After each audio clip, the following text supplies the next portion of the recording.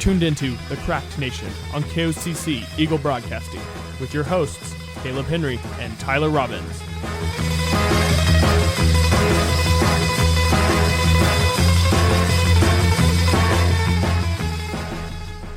Welcome to The Cracked Nation. I'm Caleb Henry. And I'm Tyler Robbins. And we are going to be doing another Top 10. This is Wednesday, so it's another Top 10 Wednesday. We have kind of a different one today. It's not really a Top 10 versus a Top 10 like we have been doing. I'm going to be doing the Top 10 greatest movies of the 1980s in terms of quality, directing, acting, and those kind of movies. And Tyler's going to be doing Top 10 most iconic 80s movies. So it'll be kind of two different lists. I'm going to go ahead and go first. If you want to tweet in, please do at @TheCrazy and hit us up on Facebook at facebook.com/TheCrackednation as well. We like getting comments and we like responding to any comments that you have. So today, Tyler, I'm going to start off by playing a theme song to one of the movies. Now, I only have about 6 theme songs on here out of the 10 movies. 1, because I just didn't have time to find them all. Okay. And 2, some of the same theme songs just didn't work. Right. And actually, the first one I'm not going to do because I just feel like the theme is not recognizable at all. Okay. So I'm just going to go ahead and just jump right into my list. So this is a top 10, so we're going to go all the way till 10 o'clock tonight. We're recording this. We'll put it on YouTube as soon as we can and do all that stuff. So let's jump right in. I'm going to go ahead and start with the number 10 best movie of the 1980s. Little disclaimer here. Okay, before you give your disclaimer and do your show, what did you use for your criteria? I mean, explain to our audience when you say best. That was kind of my disclaimer here. Oh, sweet. So we're on the same page. Wonderful. 1, I have to have seen the movie. Okay. Or at least know a lot about the movie. Right. Because there's a couple movies that are really, really good that I just don't know anything about, and I can't put them above these other movies. So that's the first one. Number 2, did it get critical acclaim? Was it critically, seen as one of the greatest movies of its time or of the year even that it was in? Was it up for Best Picture? Those kind of things. There's one on here that is definitely not on the Best Picture kind of list, but I still think it's in its own category of critical acclaim. So that's kind of how I did it. And each one is judged a little differently, but I'll probably explain those as we go along. So number 10, I'm going to start off with the one movie that won Best Picture, and I actually don't remember the exact year, but that is Rain Man with Tom Cruise and Dustin Hoffman. It's a great movie. I think it might be slightly overrated. It's number 10 out of the 1980s, which means that I think that there are at least 10 more that I've seen. It's still a great movie, though. Dustin Hoffman kills it in this movie. Have you seen Rain Man? Yes, I have. Okay. Great movie. Tom Cruise does a great job, but he gets totally overshadowed by what Dustin Hoffman can do as Rain Man. Fantastic movie. Loved it. I love the poker in the movie. It's all about, him counting cards and all that kind of stuff. But again, I think it's definitely one of the weaker ones that has ever won Best Picture. Okay. I can see that. I mean, I thought it was a wonderful movie. Very, very powerful. But when you look at Best Picture winning movies, I can see where that's coming from. Yeah. And so I was like, I just couldn't put it above these others because it's a good movie, but I wouldn't put it in a great category. But out of the ones I've seen in the 1980s, it's my number 10 spot. Okay. And because I don't really care about that movie that much, we'll just go ahead and go to number 9. Number 9, and this one is the one that a lot of people are like really critically acclaimed. I'm going to say The Princess Bride. Okay. The Princess Bride is one of those like cult classics.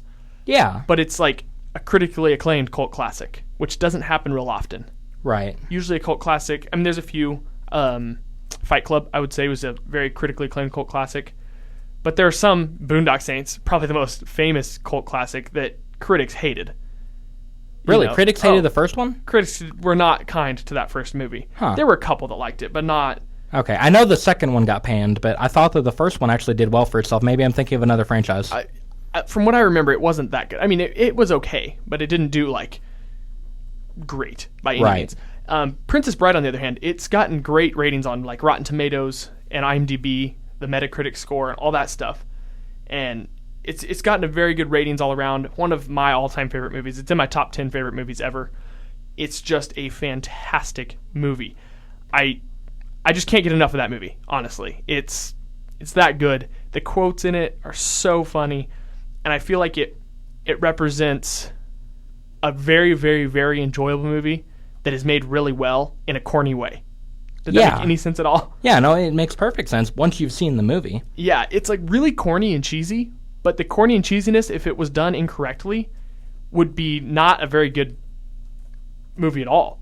Yeah. And so they had to do it very well, and they did. I feel like they did it perfectly. And so Princess Bride is at number 9. Now, I'm going to play the theme for this next one. See if you can get it. Okay.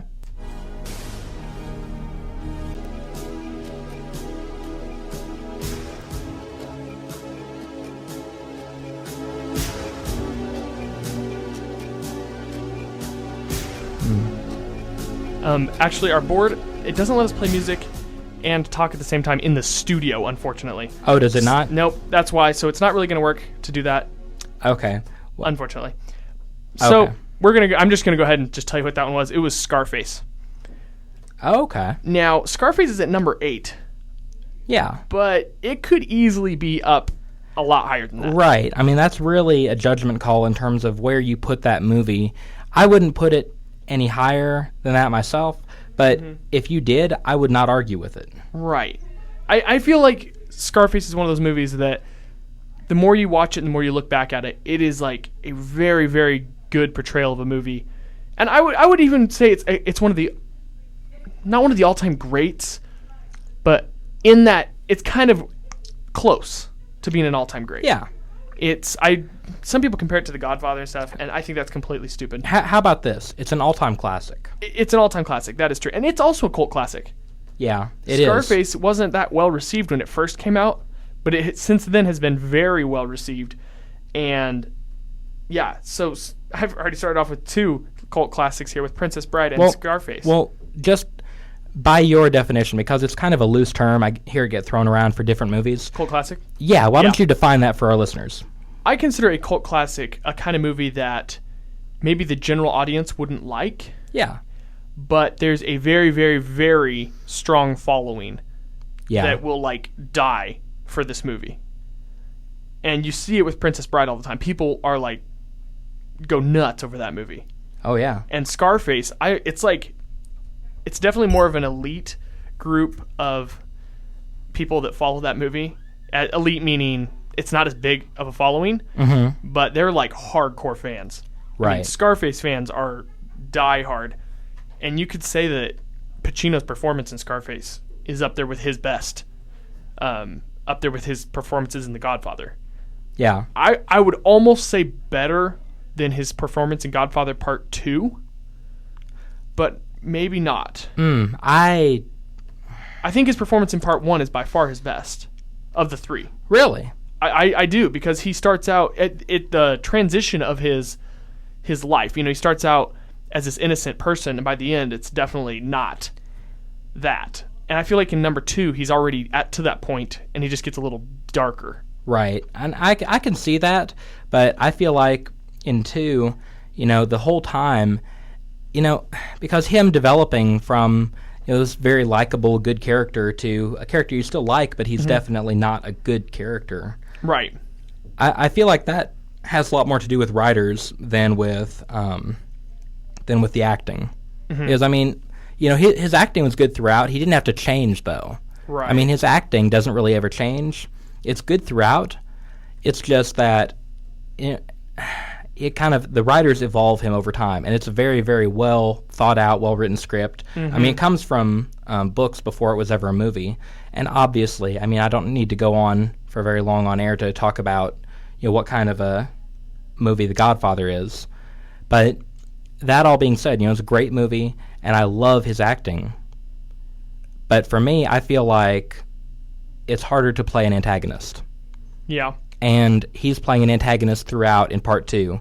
There are some parts where you genuinely get mad at his character for things that he does. and for things that he says. And yeah, it was really, yeah, I for my money, and I've told you before, I like the first one better.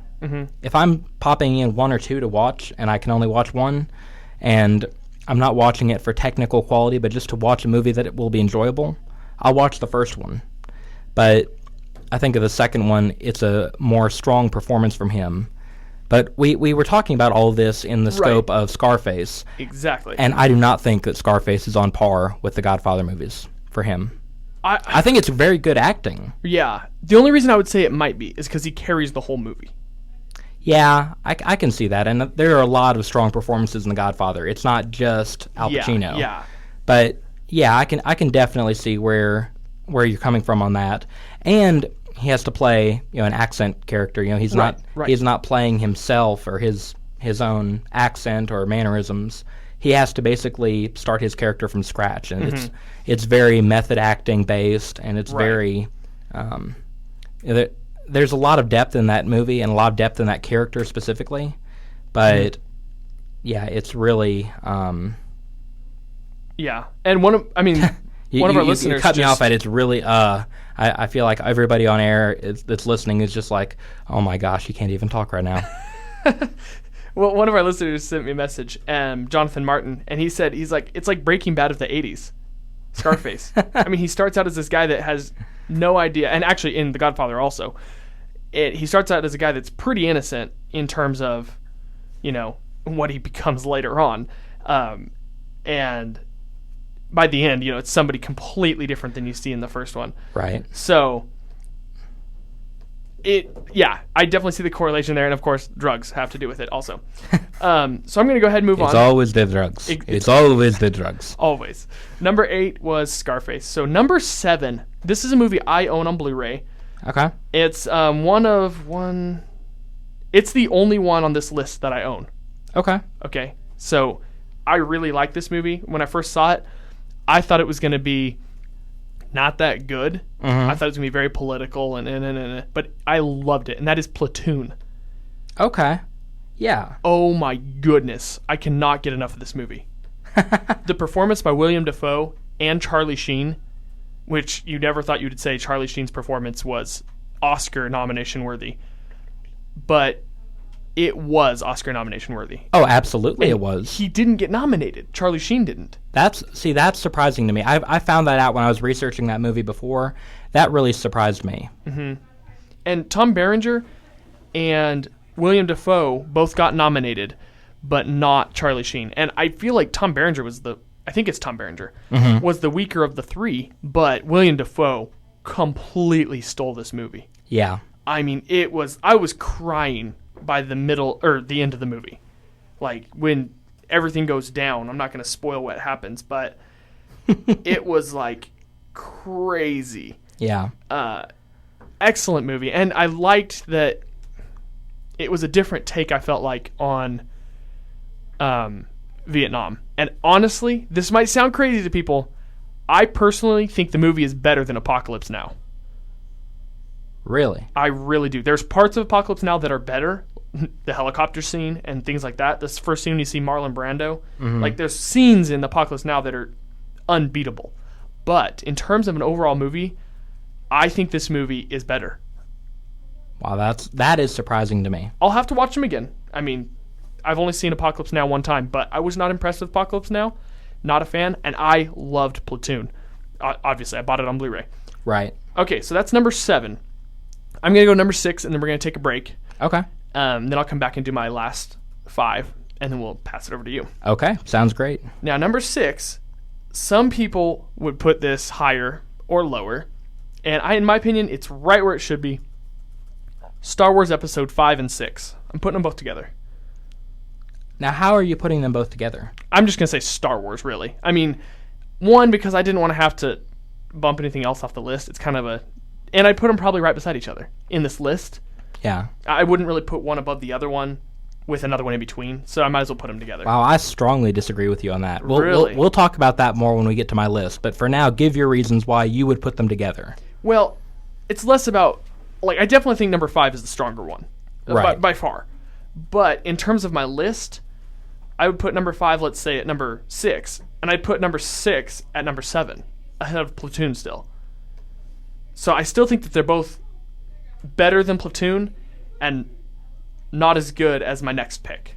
Okay. So it's not necessarily as much they're the equal in value, but they're equal in value in between the other two. So I'm just putting them together so we don't, just, to save space and save time. And I was able to put more movies in.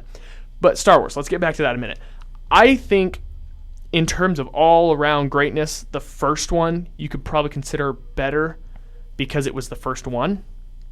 That usually in a trilogy, the first one gets that extra little bonus because it was the first one. It broke the ice. Right. But episode number 5 is it episode 5? Yeah. Episode 5 is The Empire Strikes Back. That's the one that culminates with the... I don't know. I don't feel like I should even have to do a spoiler alert for this one. No, go ahead. And The one where he ends with, "Oh, Luke, I am your father." Mm-hmm. That's my James Earl Jones impersonation for those back home. We should keep track of all your impersonations and put them on a mixtape, dude. Mine, and it would be awful. But I think I would beat you. You, without a doubt, would beat me. I think Star Wars is great. I mean, I love the movie, and I think it's very well made for its time. It still holds up. The Blu-rays are worse than the originals. I will say that. Lucas kind of ruined it. Yeah. But it doesn't lose its impact on what it did for cinema. Now, this is one where, by the technicality of things, it might not be better than Platoon, which it probably isn't. Right. But in terms of what it did, it bumps it above it. The special effects for back then were just outstanding. And the way that it brought together, it was one of the first movies that action figures became a thing. Yeah. Because of this movie. Oh yeah. There were others, but I feel like this is the big one. And so I think Star Wars is definitely deserving of the number 6 spot. Mm-hmm. And so I can agree with you on that. I disagree with putting them together because I feel personally like there is a vast difference in quality level. Really? I feel like 6 is not anywhere near to 5 in terms of the quality of the movie. But we will discuss that later on. Mm-hmm. So are we going to a break now? We are going to take a break. We'll be back in just a couple minutes to discuss number 5 through 1 greatest movies of the 1980s. So hang in there, and we'll be right back. Hey, Caleb. What? We'll be back. Like the Terminator.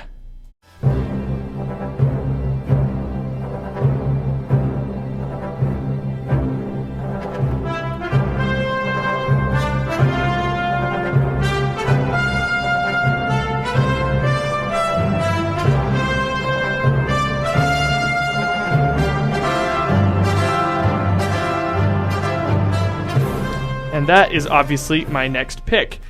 If you don't know what movie that is, then, well, I'm sorry for you. I know this one. Princess Bride. Correct! Yay! No.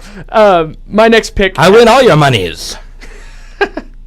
At number 5 on my list, I have the Indiana Jones movies. Actually, I'm just going to pick the first one. Raiders of the Lost Ark. Okay. I don't feel like Last Crusade is as good. Some people will say it is.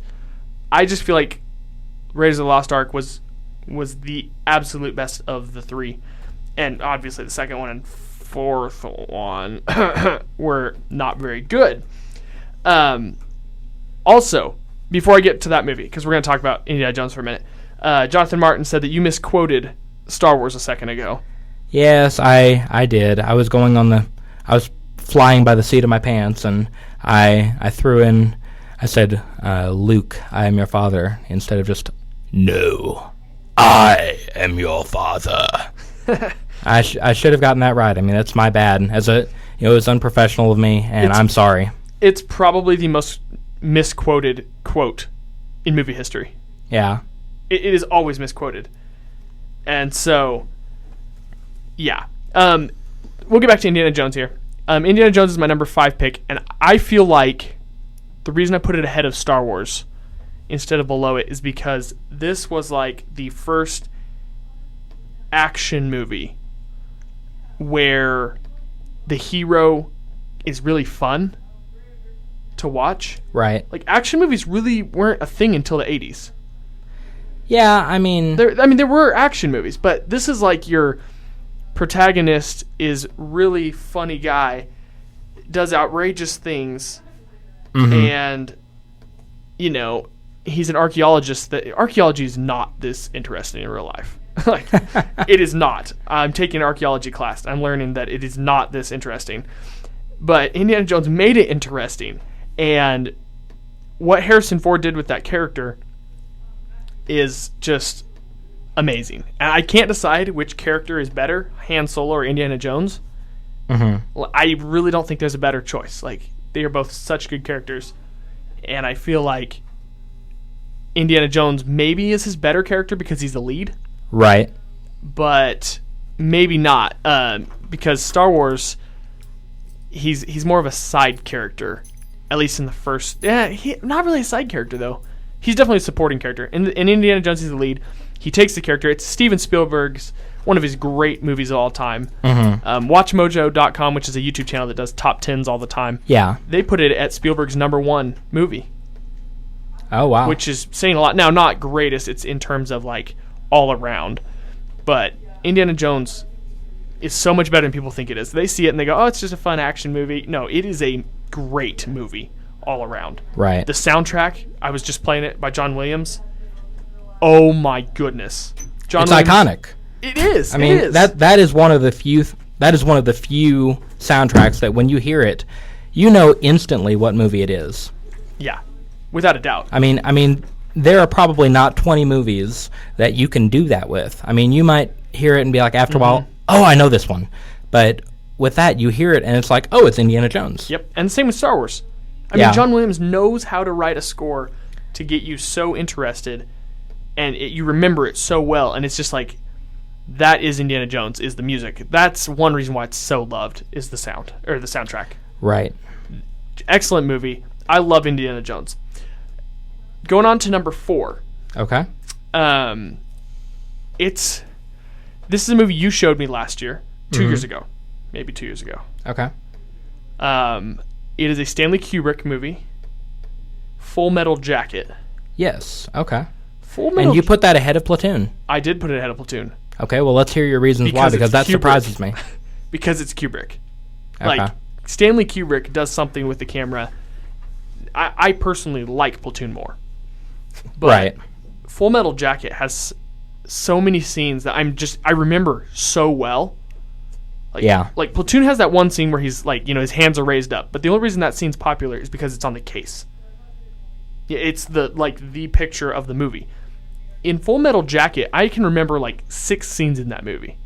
I can remember the scene with the drill sergeant that was all ad-libbed, by the way. That whole scene was just excellent. Then you have the scene where, you know, the really gruesome scene at the end of the first half, because it's like split into 2 halves, with the guy in the bathroom. And then there's once they get out to war, there's the scene with the sniper. Yeah. That whole, oh man. Rethinking that whole montage of when they take that sniper down. Yeah. Is like cinematic masterness right there. Yeah. Like, it's a masterpiece in itself. And I'm going to start, on my way in here today, I was thinking, I'm not going to use the word masterpiece very much anymore. Like, I throw words around like perfect, flawless, masterpiece. Right. I'm going to start saving masterpiece for the truly great movies. And that scene in Full Metal Jacket is a masterpiece. Yeah. And along with other scenes in that movie. But Stanley Kubrick, I don't know if there's somebody in the film industry that can frame a shot better. Maybe Hitchcock. But even then, it would be hard to beat Stanley Kubrick. Yeah, Kubrick. And it's because he was such a... I get the feeling, you know, I really appreciate Stanley Kubrick's work. I get the feeling that it would be really hard for me and him to be friends. Oh, absolutely. I mean, he was so anal about his work, and he was so particular about, you know, we are going to get this shot right if we have to shoot it 80 times. So bring your A game. Yeah. And that's why every movie that he does is incredible. And Full Metal Jacket, when I first watched it, I was like, yeah, it was good. But the more I thought about it, the more I watched like scenes from that movie, right, I just started realizing how good of a movie that was. Yeah, you didn't really like it that much when we first watched it. I really didn't. I didn't understand how come it was so good. And then I started realizing, how Kubrick directs, how he frames a shot. And once you learn how to frame a shot correctly and start picking up on correctly, like perfectly framed shots, right? It's scary how well he can frame a shot. And a lot of people are like, what does that even mean? It just has to do with what he shows on the screen. Yeah. And how well it looks. And a lot of other stuff also, but that's the quick rendition. But I love Stanley Kubrick. I'm starting to really, really, really like Full Metal Jacket. I still like Platoon more as a movie. I think it's more enjoyable to watch. Okay. But yeah. Full Metal Jacket, excellent movie. I think it totally deserves to be number 4 on my list of greatest movies of the 1980s that I've seen. Right. Again, that I've seen. There are some great ones that I have had to pass because I haven't seen them, but not these. These ones I've seen. Okay, moving on. We're going to go to number 3.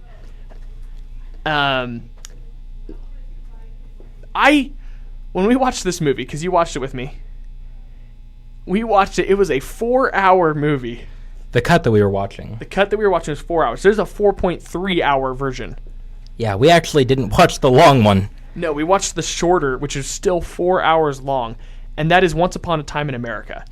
And this may be the one movie on your list that almost nobody in our viewership has heard of or seen. Because this movie was not a huge movie in terms of critical success. No. And there's a reason for that. Are you going to tell them about the You go ahead and explain why. Okay. Because you're the one that's actually looked into it. I haven't really looked into it. I've just heard what you've said. Okay. Well, this movie, Once Upon a Time in America, it came out in 1984 after... I want to look this up because I want to get this right. It came out after, I think it's 15 years of filming on and off. Oh my back word. from 1969. So this wasn't supposed to be a 80s movie. Right. It happened to be an 80s movie because the production on this movie was longer than any other movie that I'm aware of. Yeah. It was incredible. And when it came out, directed by Sergio Leone, who's done some wonderful things, done some really cool westerns. Once Upon a Time in the West. He's done he's got a very prestigious filmography when you start looking at what he's been involved in, what he's done. This movie, I believe, is his most underrated work.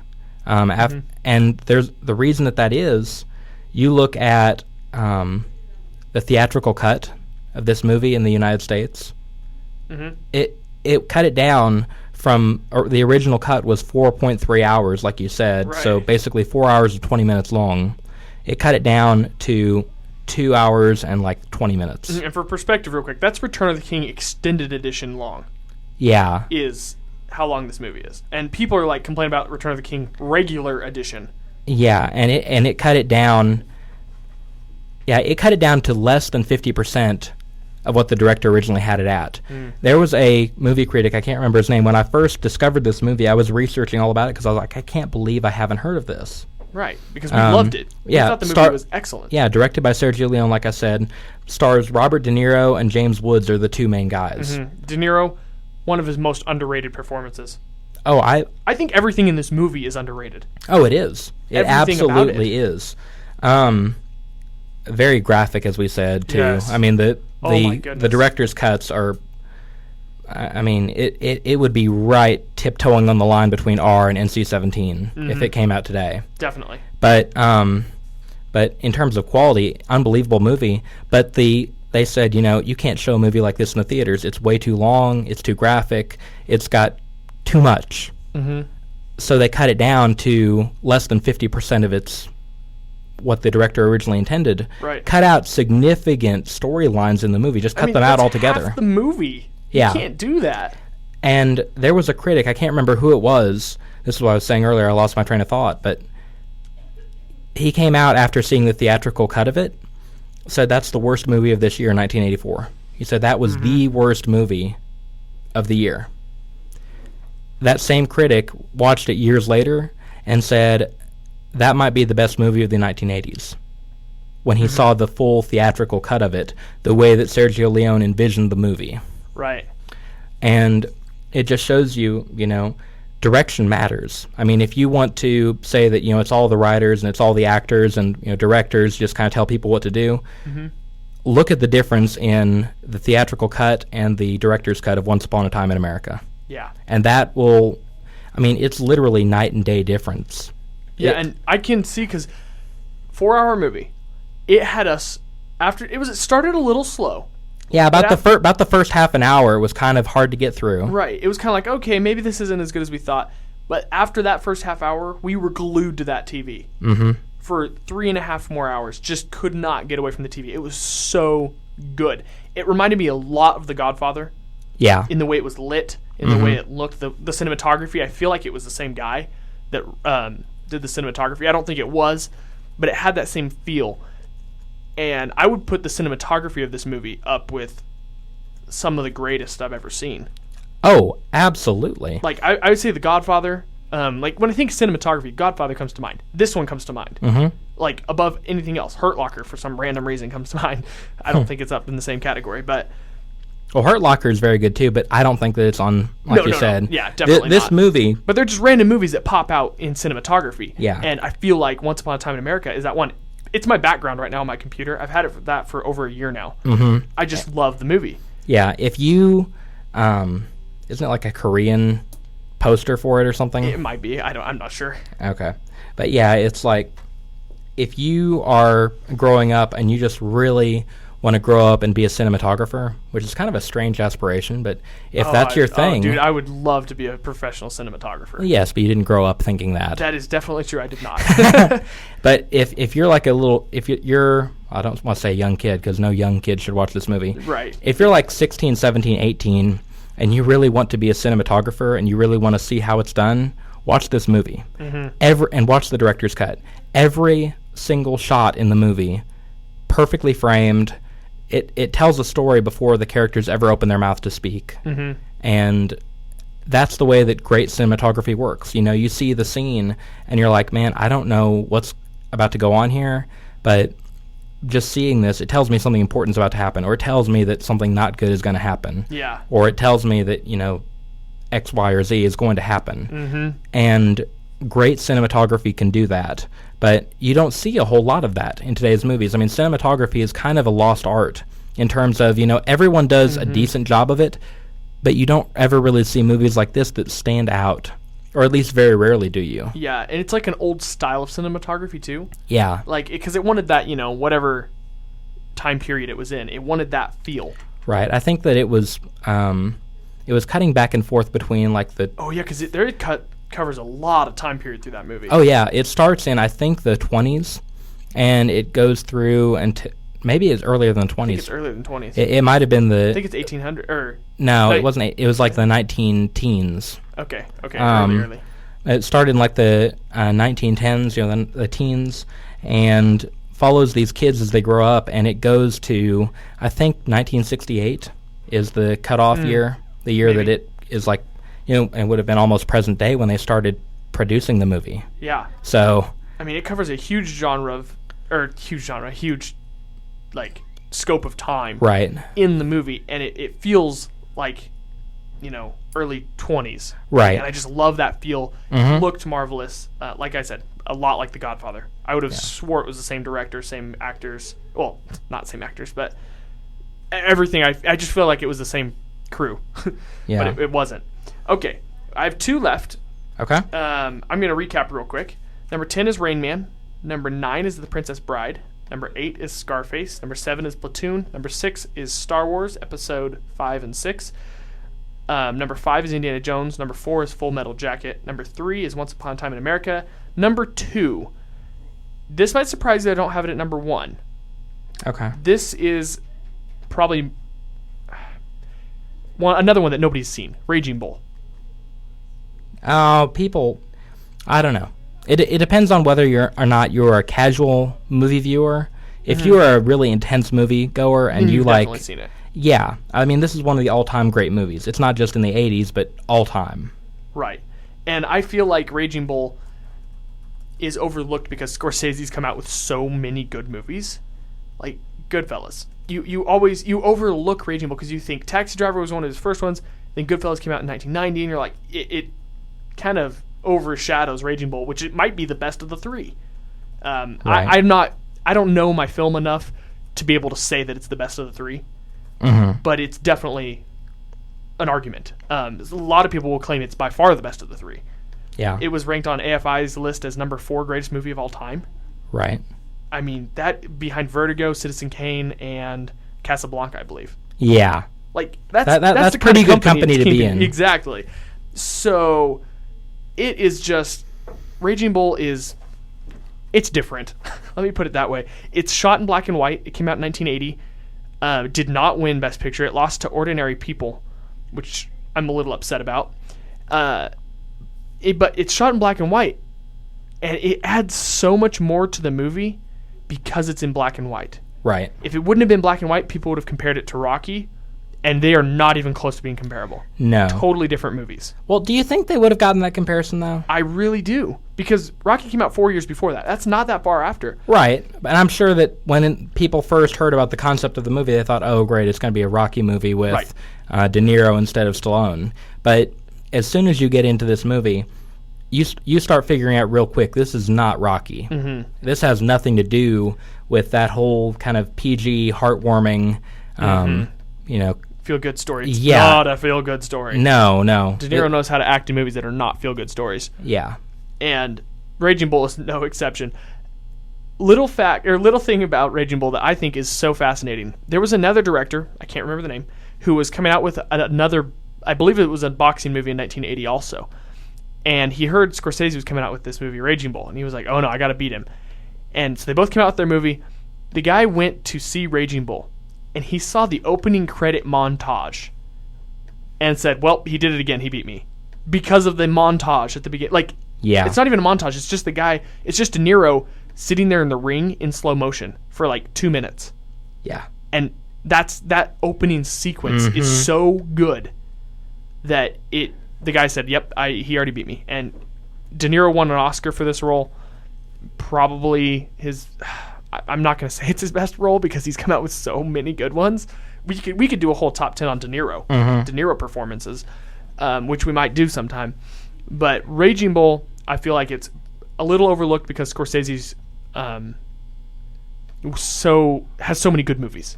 Yeah. But it is a fantastic movie. Watch Raging Bull. I do own that one. I forgot. I do own that one on Blu-ray and DVD.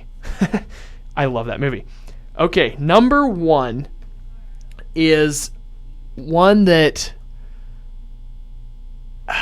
it was hard for me to put it above Raging Bull, but I feel like in terms of everything, it is better.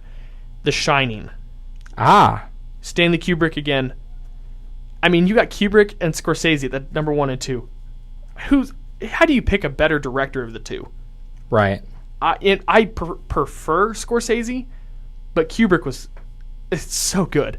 And The Shining is based off a Stephen King novel, and apparently people that read the novel did not like the movie. Apparently it doesn't follow the novel very well. Well, it did some things that definitely were, say, questionable. Yeah. And you were mentioning earlier that Kubrick does things that are not normal when he films a movie. Oh, man. Talk to the audience, Caleb. Okay. Testify. There are 2 things in this movie that are just crazy. My teacher, David Journey, shared this link on my Facebook wall about weird things that Kubrick did in his movies. And there was one for Full Metal Jacket, but I can't remember what it was. Oh, yeah. Now that I remember. There was a part where he legitimately destroyed a building with a wrecking ball to make it look more authentic. Yeah. Like, really? You couldn't just fake it? Like, he wouldn't fake it. He had to legitimately destroy a building. In The Shining, there's a scene when the main actress, I can't remember her name, has a baseball bat in her hand, and she's, like, backing away from the camera, all scared-like. Stanley Kubrick, I kid you not, made her do that scene 127 times. Wow. Are you kidding? 127 times? And he did that to make her legitimately scared of him. Yeah, she was terrified because she thought that he had snapped. She thought that the cheese had rolled off the cracker. And so she is 127 takes in, literally backing up as he's pulling the camera himself. That's another thing he did. Oh, okay. He wasn't using like some cameraman on this. He used the shot himself on this. Right. Following her, and she is literally terrified of him, not for the scene, but because she's like... You don't know what Kubrick's going to do. Yeah. He could legitimately, like, pull out a metal rod and hit her. Who knows? Like, he was crazy. Yeah.